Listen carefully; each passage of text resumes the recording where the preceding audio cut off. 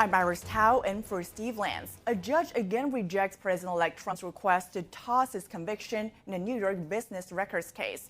Judge Juan Merchan says in a Friday order that he will not dismiss the New York criminal conviction against Trump. Sentencing is set for January 10th, just 10 days before Trump gets sworn in for his second term.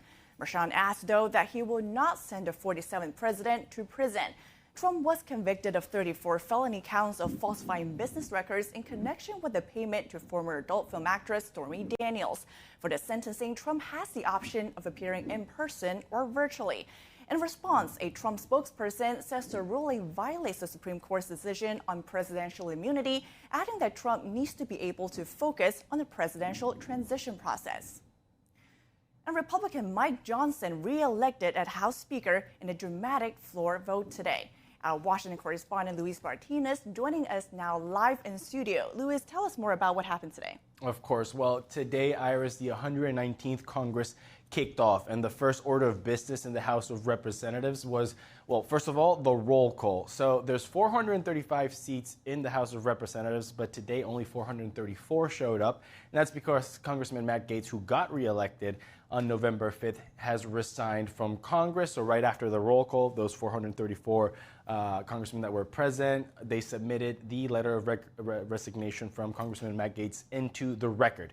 Now, the next and most important thing of the day was the election of the new Speaker of the House for the next 2 years for the 119th Congress. And the House Republican Conference has the majority in the House, a 219 seat majority versus 215 of Democrats. But going into this vote, Mike Johnson already knew that Congressman Thomas Massie from Kentucky was not going to vote for him, so that reduced his magic number to 218. So he needed to reach 218 votes and then voted starting. And 216 Republicans voted in favor of Mike Johnson. 3 voted against. We had Tom Massie, who actually voted for Tom Emmer for Speaker of the House. We got Congressman Ralph Norman, who voted for Jim Jordan, and Keith Self from Texas, who voted for a different candidate other than Speaker Mike Johnson. Now, as you mentioned, a very dramatic vote, because during the voting time, President-elect Donald Trump called in to these congressmen who were holding out, in particular Keith Self and Congressman Ralph Norman. They had the phone on speakerphone, and President-elect Donald Trump asked them to switch their votes, saying that it would be a disrespect to the American people if they voted against the will of the American people that was established on November 5th. Now, let's listen to what Congressman Ralph Norman and Keith Self said right. Well, he's going to tackle what we know the Trump agenda is, and we've talked about that. I think it's the big, beautiful reconciliation package. So I think that'll be right up front as soon as we get started. Is that what Trump is calling it, the big, beautiful reconciliation package? Well, I haven't heard him say that, but I understand that, and I think that's a good way to put it. Thank you for your time. Thank you. So that was Congressman Keith Self, and he's talking about reconciliation. So what we can take from that soundbite is that it seems that President-elect Donald Trump, Speaker Mike Johnson, did reach out to these 2 congressmen and committed to bringing down the government spending in the reconciliation bill that the 119th Congress will tackle in the first 3 months of 2025. So that was the House of Representatives. But Iris, if we look at the Senate side, we also saw something really interesting today. The first time since 2006 that the Senate Republican Conference has a new leader. That's because Mitch McConnell stepped down, and now Senator John Thune is taking that place. But that also means that Republicans are taking control of the Senate. So Chuck Schumer is no longer the Senate Majority Leader, is John Thune. And one of the things that we're expecting to see from this new leadership in the Republican-controlled Senate is that Senator John Thune is expected to vow to keep the filibuster in place, Iris. And this is really interesting because President-elect Donald Trump doesn't want this to happen. If Senator John Thune keeps the filibuster, that means that senators will need 2/3 of the Senate to pass any legislation. And of course, right now, Senate Republicans only have a 3-seat majority in the Senate. Well, a lot to watch for then the coming weeks as we see the House and Senate go into full motion. Thank you so much, Elise. Of course. And next, law enforcement now confirming the identity of the suspect in the Las Vegas Cybertruck explosion. A family DNA match reveals a highly decorated Army soldier.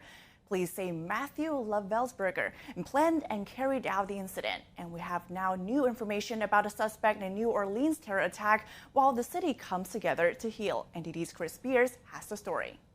Law enforcement confirms Matthew Lavelsberger is the man found in the exploded Tesla Cybertruck in Las Vegas. The FBI and the Las Vegas Sheriff's Office said DNA from a family member was matched with DNA from the badly burned body found in the truck. Authorities also reported on the active duty Army Green Beret's motive. Information found on Lavelsberger's devices and interviews with people who knew him show he had no animosity toward President-elect Trump. 2 letters found in the investigation reveal he may have acted on both political and personal grievances. The letters are critical of U.S. leadership and say this was not a terrorist attack. In them, the highly decorated soldier addressed grief over taking lives in combat and losing fellow active duty soldiers to war.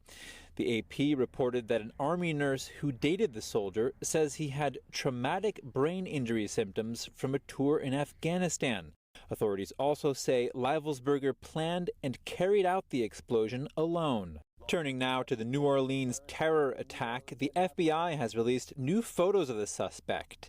Shamsuddin Jabbar is reportedly shown walking around the Bourbon Street area planting improvised explosive devices, or IEDs, that were thankfully never detonated. One IED was placed in a camping cooler like the kind you can get at a Walmart. Multiple people walked by the cooler after it was rigged. Bourbon Street can get messy on a big party night like that, so a random water cooler wouldn't have stood out. The CEO of the rental car company Jabbar used to obtain the truck for the terror attack addressed the incident. Touro's Andre Haddad said the suspect raised no red flags after a background check the company conducted. Touro's rentals include luxury vehicles, so they run 50 data point checks on all their users. And as we approach 3 days since the incident, family members of the victims are speaking with the press. Here's the brother of the now deceased victim, Tiger Betch. My sister's fiance kept calling me, and I didn't answer the first call, and he called me again, and I answered it. And he just told me that there had been a terrorist attack in New Orleans.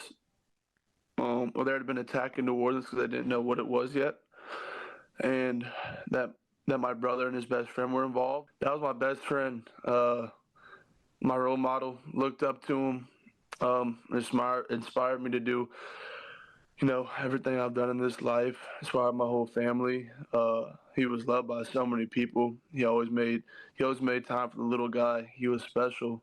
As Bourbon Street reopens to the public, the famed corridor is coming back to life. New Orleans is known for its rich musical heritage, and its well-known street performers are helping the community heal. Live street music can be heard there once again as the Cajun metropolis strives towards recovery. Chris Spears, NTD News.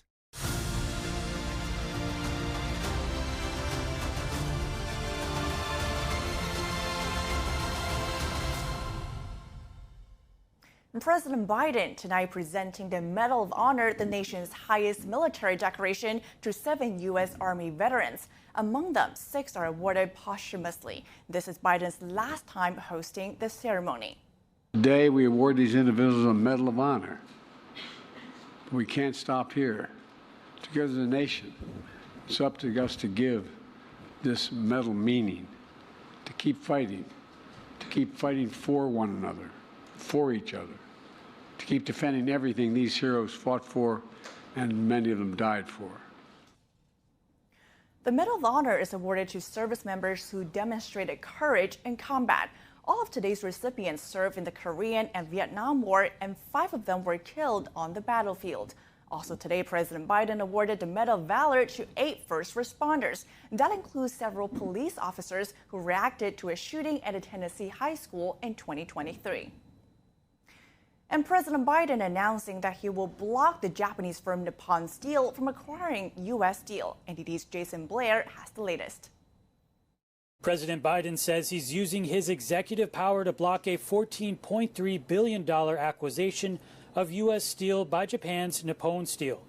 He said in a statement, a strong domestically owned and operated steel industry represents an essential national security priority and is critical for resilient supply chains. Biden first made his position known back in March of 2024. The White House press secretary also commented on the decision. As foreign competitors like China distort global steel markets through unfair trade practices, such as dumping and overproduction, it is critical that we have a strong domestic steel industry that protects our national security and our supply chains. President-elect Trump also had promised to block the deal when he takes office later this month. Nippon Steel and U.S. Steel released a joint statement against the move, saying they plan to take it to the courtroom. They say the president's statement and order do not present any credible evidence of a national security issue, making clear that this was a political decision. We are left with no choice but to take all appropriate action to protect our legal rights. U.S. shareholders also voted overwhelmingly to approve the takeover in April of 2024. The United States Steelworkers Union has maintained a strong opposition to the deal. They argue that Nippon Steel has not given sufficient guarantees that it would protect unionized jobs at some of the company's older mills. In response to Biden's announcement, the union says, "We have no doubt that it is the right move for our members and our national security." Reporting from the White House, Jason Blair, NTD News. Thank you for watching the Capitol Report. If you want to see our full broadcast, check us out at epochtv.com.